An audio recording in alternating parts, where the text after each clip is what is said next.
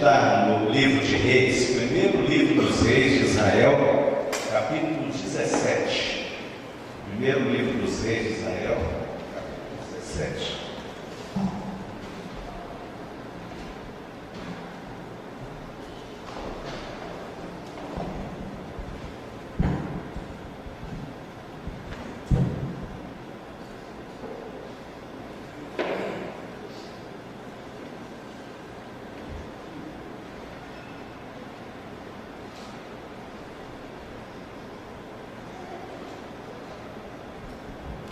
Diz assim a palavra de Deus: Ora, Elias, o tesbita, da Tisbe de Gileade, disse a Acabe: Juro pelo nome do Senhor, o Deus de Israel, a quem sirvo, que não cairá orvalho nem chuva nos anos seguintes, exceto mediante a minha palavra.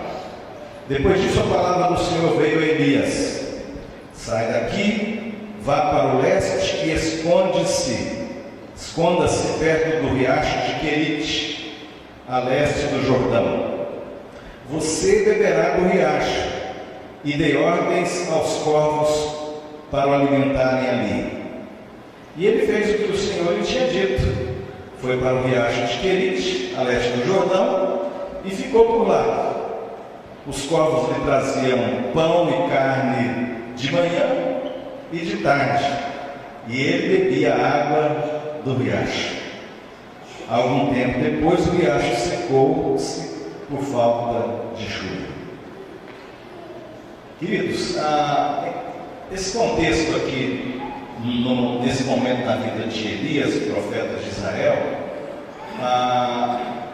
o rei Acabe foi um rei, filho do povo de Deus, mas com um coração muito ruim, e casou-se com uma mulher chamada Jezabel, uma mulher que não temia a Deus, que era má, uma mulher terrível.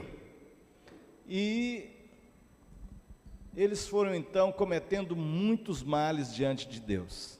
E Deus levanta Elias para trazer essa palavra de exortação, que Deus iria disciplinar Israel, que não haveria chuva, não haveria água sobre a terra, até que novamente ele, como profeta de Deus, desse essa palavra que a chuva voltaria. Então é um profeta realmente, muito seguro do que Deus tinha dado a ele, para ele trazer para Acabe e para Israel. E é interessante porque ele mesmo tem que enfrentar a seca, ele tem que enfrentar as consequências do juízo de Deus. E é sobre isso então que eu quero pensar um pouquinho com os irmãos, esta maravilha realmente da providência de Deus no tempo da sequidão. A providência de Deus no tempo da sequidão.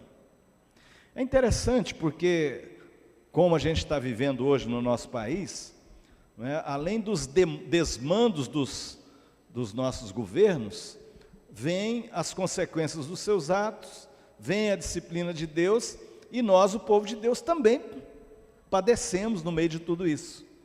Mas o Senhor vem e nos diz sobre a providência dele no tempo da sequidão. A providência de Deus no tempo da sequidão. E o primeiro aspecto que nós observamos aqui nesse texto é que Deus sustenta quando Ele quer, do jeito que Ele quer, porque Ele é Senhor, Ele sustenta com fartura, mesmo no tempo da sequidão. Era uma fonte maravilhosa, a fonte de Querite, água fresquinha, sombra, e esta fonte então de águas com árvores, e os corvos traziam então carne e pão de manhã, carne e pão à noite, era churrasco de manhã e à noite.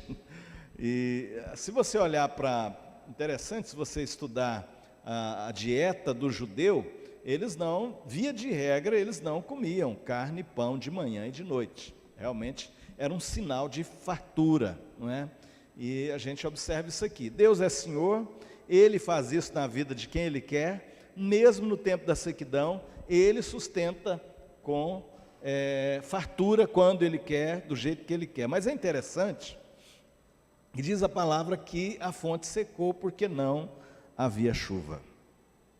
a fonte secou, porque não havia chuva. A coisa aperta, e Deus disse para Elias, pode pôr o 8, por favor, Edinho? Em diante, de 8 em diante.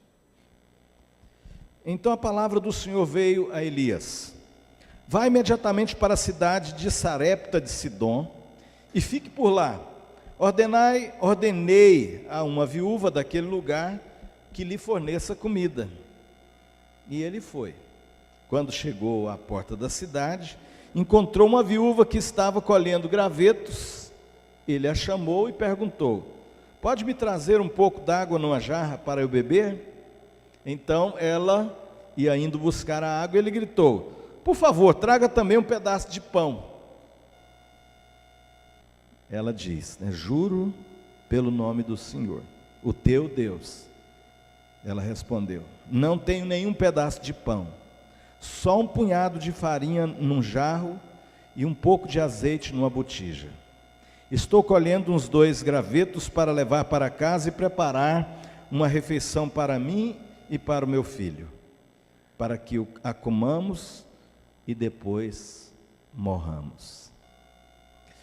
É interessante porque justamente esse era o estado dessa mulher, completamente sem esperança, e Deus disse que iria sustentar o profeta dele por meio dessa mulher. E continua dizendo a palavra do Senhor. Elias, porém, lhe disse: não tenha medo, vá para casa e faça o que disse, mas primeiro faça um pequeno bolo com o que você tem e traga para mim, e depois faça algo para você e para o seu filho. Pois assim diz o Senhor, o Deus de Israel: a farinha na vasilha não se acabará, e o azeite na botija não se secará, até o dia em que o Senhor fizer chover sobre a terra. Vamos ler juntos 14? Lê comigo aqui, projetado. Pois assim, o Deus de Israel: a farinha na vasilha não se acabará, e o azeite na botija não se secará, até o dia em que o Senhor fizer chover sobre a terra. Queridos, eu já ouvi pessoal de teologia de prosperidade que diz que basta você ter um pensamento positivo e você vai ter muito dinheiro, se você tiver um pensamento positivo, uma fé positiva. E eles usam esse texto, para dizer que, olha, a farinha não faltou da vasilha, nem o azeite da botija. E é maravilhoso. Você já imaginou que milagre? Todo dia ir lá, tá de novo lá, a farinha de trigo, e está lá o azeite, de manhã, de tarde e de noite. Então é uma situação de milagre, uma situação extremamente maravilhosa de providência de Deus no tempo da sequidão. Só que permitam-me, queridos, vamos ser honestos diante do texto. Era a mesma farinha, era o mesmo azeite. Então tem uma brincadeira que a gente faz, que era comida francesa, É o já te vi, É o já te vi.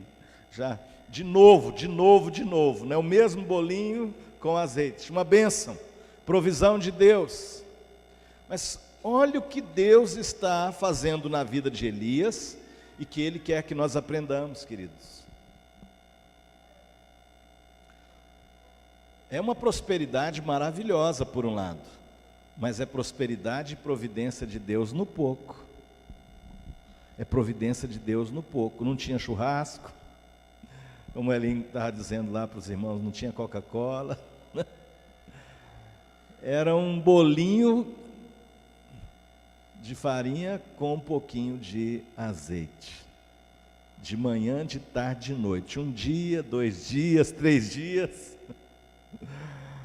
Queridos, esse mistério da provisão de Deus no pouco, ou a gente tem uma visão da providência, da graça de Deus, ou a gente vai murmurar.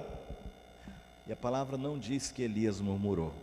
É interessante porque essa mulher era viúva, não era judia, e Deus diz assim: Elias, você deixa essa fonte aí, agora eu vou usar uma mulher pobre, viúva, querendo morrer. É interessantíssimo, Elias não discute com Deus.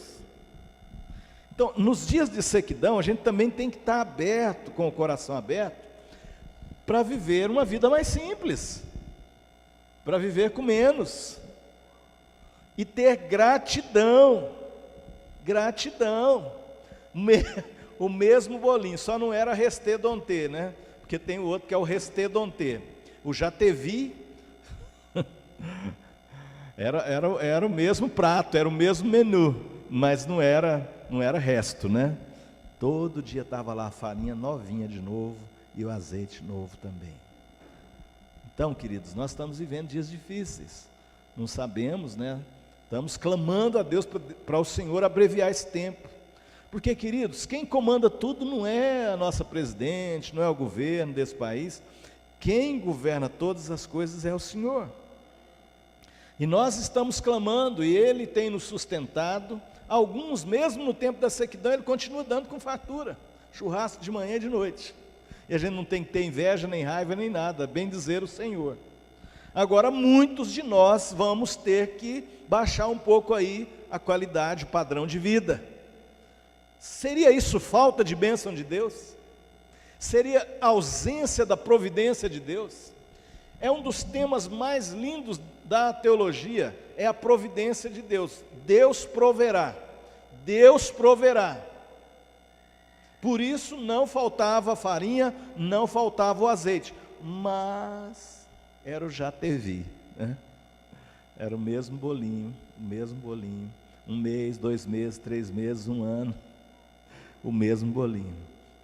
E a palavra do Senhor para nós é: esteja com o coração disposto para viver nesses dias, talvez, baixando um pouco o padrão de vida, e ter gratidão, e dizer, quando você olhar para o pão sobre a sua mesa, dizer: Senhor, muito obrigado, o Senhor pôs pão nessa mesa. Amém, queridos? Então, Deus é fiel, Deus é o Deus da provisão. Às vezes Ele sustenta no tempo da sequidão com fartura, mas às vezes também com pouco, e nós precisamos aprender a gratidão diante do Senhor. Nos diz a palavra, mais à frente, versículo 17, por favor, Edinho, o 17. A coisa apertou mais ainda. Algum tempo depois, o filho da mulher, dona da casa, ficou doente, foi piorando e finalmente parou de respirar. E a mulher reclamou a Elias: que foi que eu te fiz, ó homem de Deus? Vieste para lembrar-me do meu pecado e matar o meu filho? Dê-me o seu filho, respondeu Elias.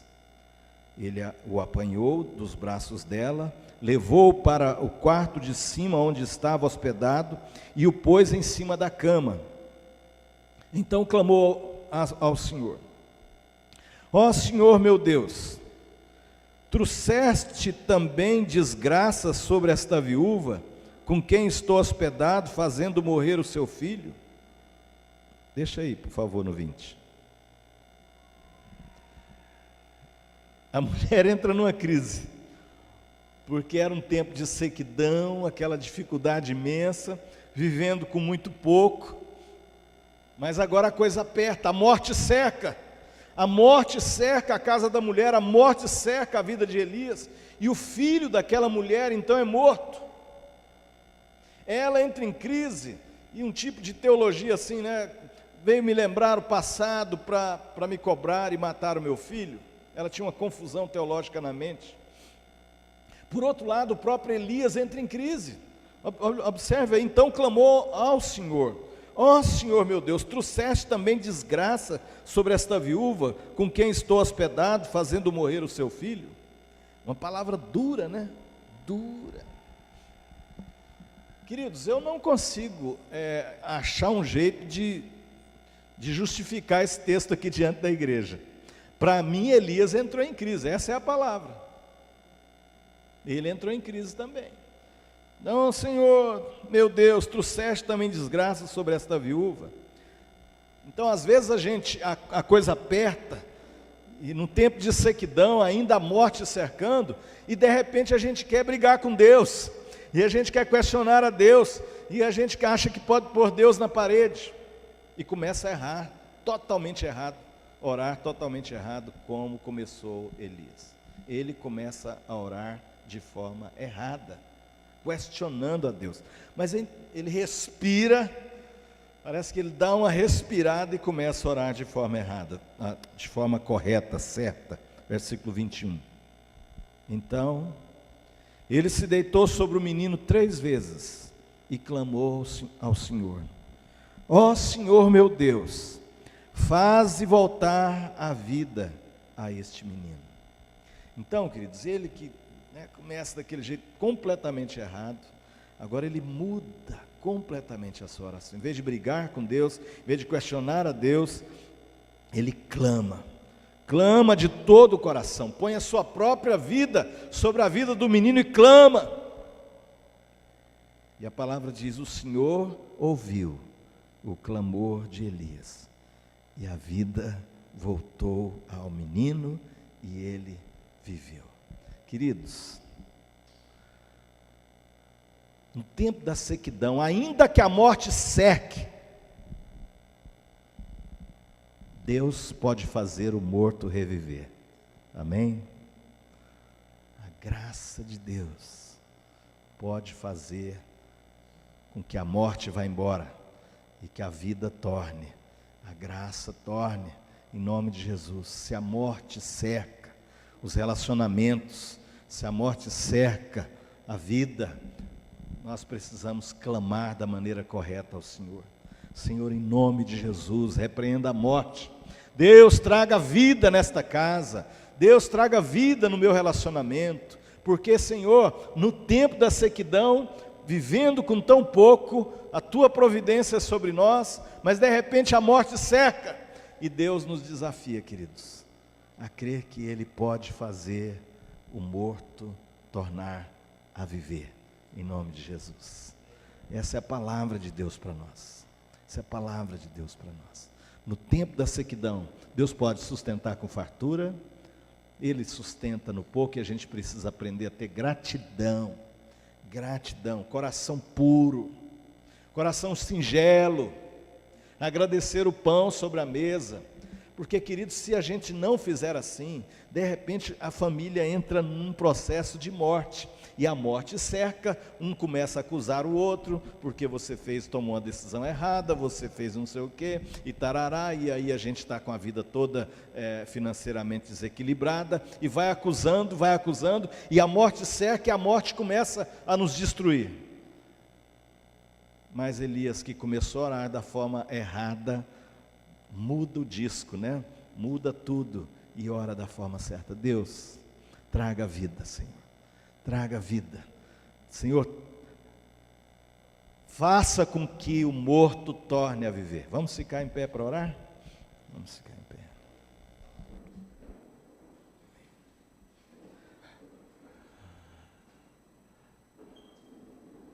Queridos, no tempo da sequidão, viver com o pouco não é o problema. Esse é o problema. Quando a morte cerca e a gente começa a entrar em crise um com o outro e com Deus, e a morte começa a levar tudo. Essa noite que o Senhor renove sua fé, para você viver com pouco, se for o caso, nesses tempos difíceis. A palavra diz que é melhor o prato de hortaliças onde há o amor. É melhor o prato de hortaliças onde há o amor. E que o Senhor repreenda a morte. Amém? Vamos orar com fé, porque a morte começa a cercar e tirar a alegria, tirar a vida, tirar o louvor, e a gente começa só a murmurar e só a reclamar, e a gente não percebe que a morte está cercando e que a morte está dominando, e a gente perde a alegria de viver. Mas o Senhor fez com que aquele menino tornasse a viver, trouxe novamente o fôlego de vida e trouxe alegria naquela casa novamente. Quero te convidar a fazer um exame no próprio coração. Talvez o Senhor tenha te sustentado com pouco, é o Deus da provisão. Mas talvez você aqui e ali está reclamando.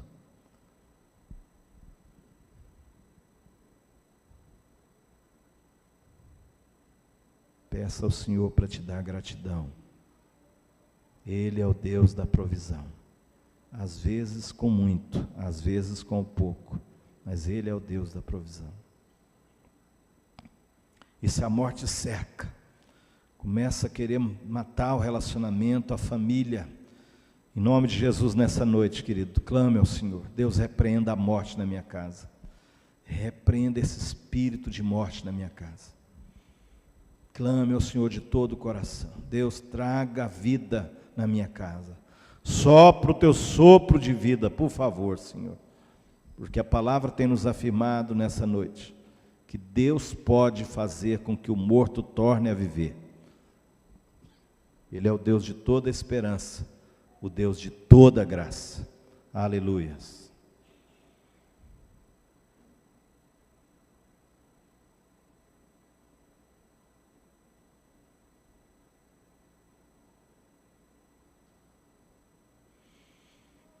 Como é que você vai contribuir para a sua casa ter a alegria do Senhor, mesmo no tempo da sequidão?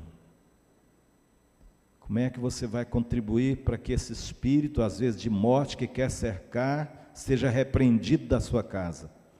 Como é que você vai contribuir orando, tendo um espírito dócil, e não sendo instrumento para que a morte cresça na sua família?